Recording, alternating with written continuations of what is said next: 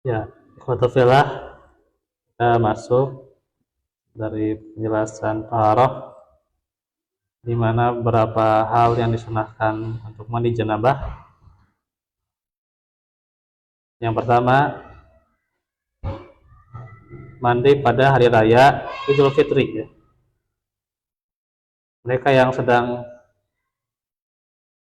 baik dia itu larangan sholat maupun tidak ya, sama-sama melakukan ya. Jadi kalaupun misalnya dia mau sholat dia mandi janabah, begitu juga yang haid mandi janabah juga ya, disunahkan. Tapi nggak sholat, cuman mendengarkan khutbah saja gitu ya. Tapi sebelumnya mandi dulu gitu. Nah kalau sholat Jumat ya ada sunnahnya ya. Nah waktu mandi ini adalah selepas tengah malam pada hari raya sampai dengan terbenamnya matahari. Kedua, mandi pada hari raya Idul Adha ketentuannya sama dengan mandi sunnah di hari raya Idul Fitri. Yang ketiga, mandi pada hari-hari besar. Keempat adalah di hari Jumat ya. Nah, di antara sekian macam mandi sunnah ini yang paling utama gitu. Ya hari besar. Sebenarnya kalau hari raya ya Idul Fitri, Idul Adha, Jumat sudah cukup ya. Ya kalau hari besar ya paling ya hal-hal tertentu ya bisa disunahkan ya. Ya misalnya ya itu mah hubungan intim, kalau ya hubungan intim ya wajib ya mandi, wajib itu mah hubungan intim ya. Misalnya ketika ada hajatan tertentu lah itu syukuran atau apa ya nggak apa itu dia mandi janabah dan itu sunnah gitu ya.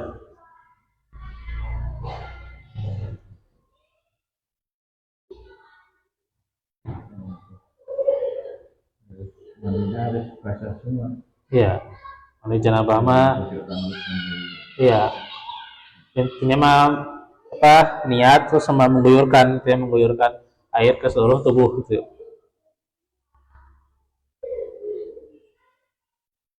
Nah mandi ini sangat dianjurkan baik laki-laki, perempuan pun walaupun mereka tidak wajib sholat Jumat ya, perempuan juga sunnah mandi janabah. Kalau di Jawa Jumat itu sholat awal ya, kalau perempuan mah nggak sholat Jumat ya harus sholat duhur. Di Jawa Tengah ada minum ruangan gitu. Itu sholat Jumat enggak harusnya ya, harusnya ya kalau perempuan mah tidak sholat Jumat. Di Jawa Tengah sok dia majinnya nih sok beli sana. Beli mas kamar mas sini kan gede. Ya kalau perempuan mah mendengarkan khutbahnya saja paling, mendengarkan khutbah tapi tidak ikut sholat Jumat gitu. Atau membantu, kalau perempuan membantu misalnya bikin makanan buat Jumat barokah lah gitu, kalau bahasa di kita ya Jumat barokah bikin gitu. Nah, itu lebih bagus tuh ya. Kalau jabulan maksudnya apa? Jabulan. Apa jabulan tuh? Makanan yang dibawa ke masjid kan sebutnya jabulan. Oh. Bahasa Arab kan? Jangan tahu tuh. Snack. Oh snack, oh ya. Barangnya makan pakai minum gitu. Oh. Ini depan. Kayak nama daripada rebutan berubah. Ini bisa dimadahan. Ya. Dulu zaman saya kecil mau soal nyiru tahu. Nah, orang sakit pun dan musafir itu disunahkan mandi Jumat ya.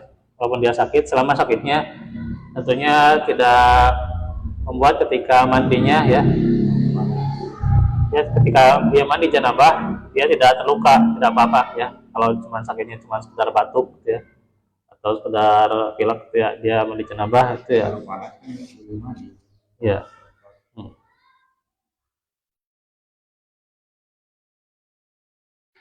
Waktu disunahkannya mandi ini adalah sejak terbitnya fajar sampai pada hari Jumat, hingga terbit fajar pada hari Jumat ya. Terbit fajar pada hari Jumat hingga sebelum selesai pelaksanaan Jumat ya. Paling utama mandi ini dilakukan sesaat sebelum berangkat ke masjid ya. Tapi tidak sah kalau dilakukan ya di luar waktu itu ya, tidak sah. Setelah Jumatan misalnya, nah itu tidak sah gitu ya. Jadi waktunya sebelum Jumatan, jadi dari waktu subuh gitu ya. Ya sunnah dari waktu subuh sampai ke waktu Jumat ya. Ya sunnah muakkad. Kalau nggak mandi nggak apa-apa, kayak kerja kan. Nah, ya kalau yang nggak mandi ya mungkin dia kalau kerja bisa disiasati, misalnya sebelum bekerja dia mandi janabah dulu, Bapak, sebelum berangkat. Ya, sebelum berangkat dia mandi janabah dulu. Kecuali kalau memang belum bisa sama sekali ya itu tidak apa-apa. Karena itu sunnah ya. Terus mandi ketika hendak ihram ya, baik saat haji atau umroh ya. Nah, begitu pula nusuk maupun mutlak boleh dilakukan oleh yang sudah balik maupun yang belum balik ya. Tuh, buat yang hendak berihram ya. Pasti tidak semua orang dewasa akan ikut atau semua haji atau umroh gitu ya. Tapi ada juga anak kecil yang diikutkan, pasti ada ya. Belum balik. Ya. Tahun. Iya. Ya itu, dia juga sunnah itu ya, mandi janabah. Mau dia memayis atau belum ya, atau berakal tidak itu ya, serta bersih dari haid atau nifas ya. Nah, waktu pelaksanaan mandi ini adalah sesaat sebelum melakukan ihram. Yang keenam, mandi saat wukuf di Arafah, yaitu pada tanggal 9 Zulhijjah. Pada waktu pelaksanaan mandi ini adalah dimulainya dari sejak terbitnya fajar pada hari itu hingga fajar keesokannya. Yang ketujuh, mandi saat hendak bermalam di Muzdalifah. Nah, waktunya adalah dimulai dari sejak terbenamnya matahari 9 Zulhijjah hingga sebelum fajar 10 Zulhijjah ya. Muzdalifah itu belah senanya gitu ya. Karena nanti ada itunya apa urutan-urutannya gitu ya saat haji gitu ya. Sudah dikaji ya. Hah? Haji kan dibakar kan? Iya. Gak ada mabitnya juga kan haji juga. Nah, yang kedelapan, mandi saat hendak memasuki kota Mekah. Ya. Apapun keperluannya gitu ya, karena kota Mekah itu suci ya. Ya, maka mandi itu ya disunahkan. Yang kesembilan, mandi pada hari-hari tasyrik. Nah, hari tasyrik juga ya. Tanggal 11, 12, 13 Zulhijjah itu dimulai dari sejak terbitnya fajar sampai terbenamnya matahari pada setiap hari tasyrik ya gitu. Setiap harinya gitu ya, hari tasyrik itu 3 hari gitu ya, disunahkan. 11, 12, 13. Ya dengan 10-nya yang Idul Adha. Gitu ya. Nah, ke-10, mandi saat hendak melakukan tawaf ya. Nah, seperti tawaf kudum, tawaf ifadah, tawaf wada. Waktu pelaksanaannya adalah sebelum tawaf dilakukan. Terus ke-11, mandi bagi orang yang baru saja masuk Islam. Nah itu ya mualaf, ya mandi. Tadi bacaan syahadatnya itu dia depan ustaz. Iya, syahadatnya lebih baiknya di depan orang yang ahlinya gitu ya. Yaitu sesaat setelah 2 kalimat syahadat diucapkan dia mandi ya. Ke-12 mandi setelah sembuh dari penyakit gila ya. 13 mandi bagi orang yang sudah memandikan mayat. Nah itu juga sunnah, sekalipun mandikan mayat non ya muslim biasanya.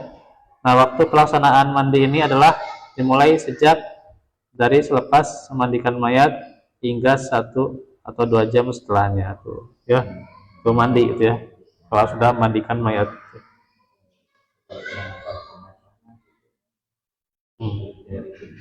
Atau ya biasa mandi setelah pulang dari kuburan gitu ya.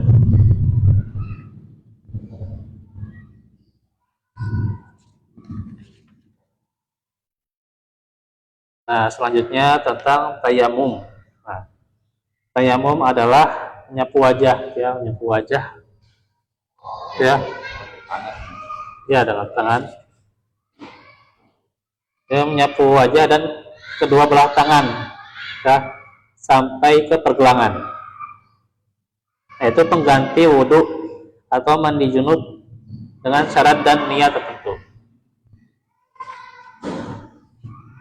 Sebab-sebab diharuskannya tayamum adalah uzur ya. Kalau misalnya dia menggunakan air, misalnya seperti airnya tidak ada setelah mencari sekian waktu, sekian jalan ya, tidak ada air, maka dia disunahkan tayamum, diwajibkan ya, dia wajibkan tayamum gitu ya. Ya. Ya.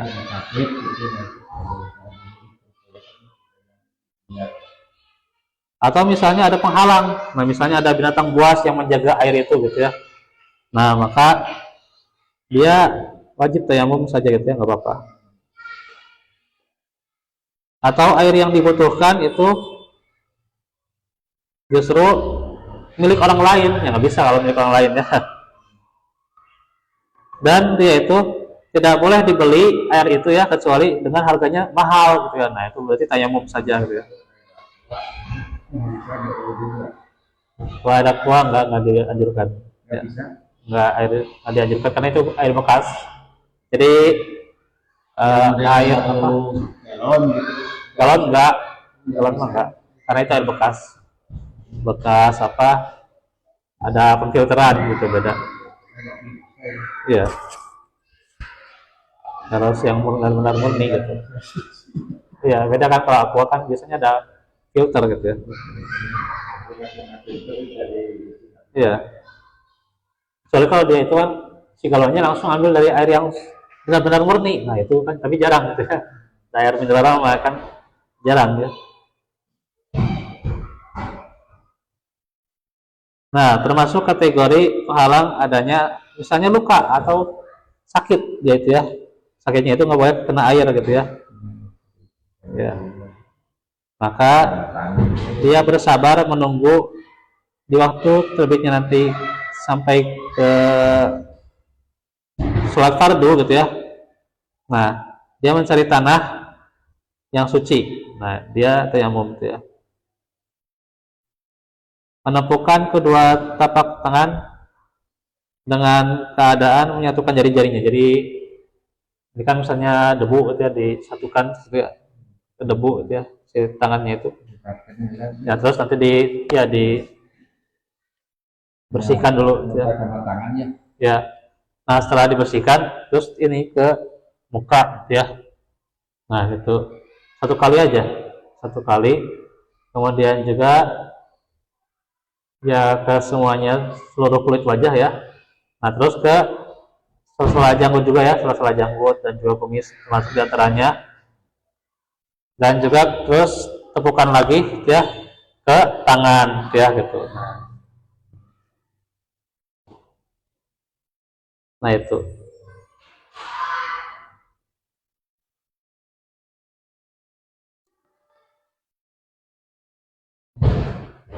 Tangannya sampai pergelangan saja ya. Pergelangan sampai sini, pergelangan. Enggak sampai sikut. Kalau sikut mau wudhu. Ya. Ini aja. Itu berarti. Iya. Ya itu yang lebih bagusnya.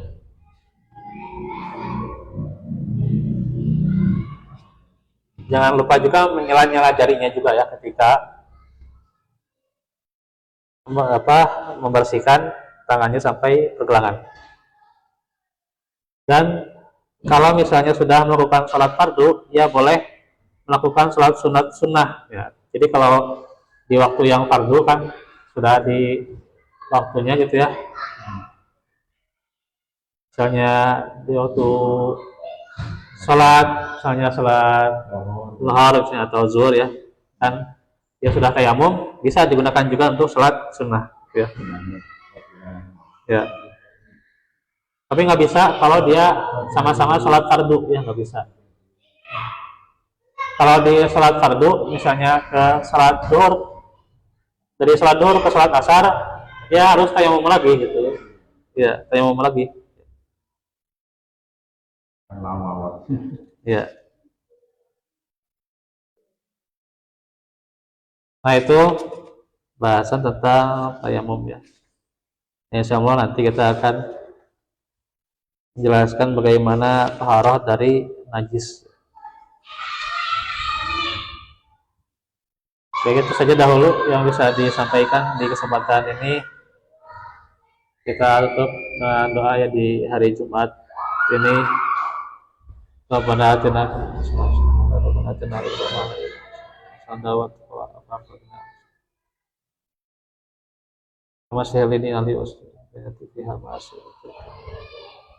baca terjatan di besar. Lama rahmatika aja kalau tigani manusia tu apa kain. Bisa ni kalau la ilaha illa anta. Rabbana asimana nurana filana yang nasir. Atau malaina yang atawwabur rahim.